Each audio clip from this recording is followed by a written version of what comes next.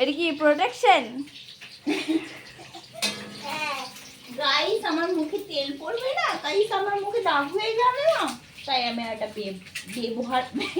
ব্যবহার করব।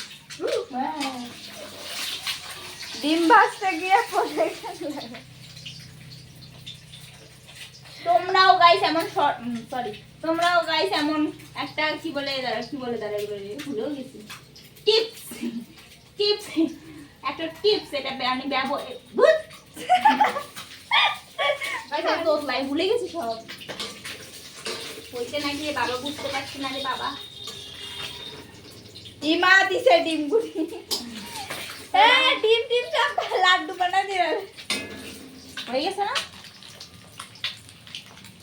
দেখো। হ্যাঁ গাইস, আজকে আমরা ডিমের ঝোল রান্না করবো, তোমরা দেখতে থাকো আমরা কেমন করে রান্নাটা করছি। তো প্রথমে আমরা ডিমটাকে টং টং করে বেঁচে চলে আর কিছু দিতে পারলে। আচ্ছা এখন আর হ্যাঁ মিস করো না,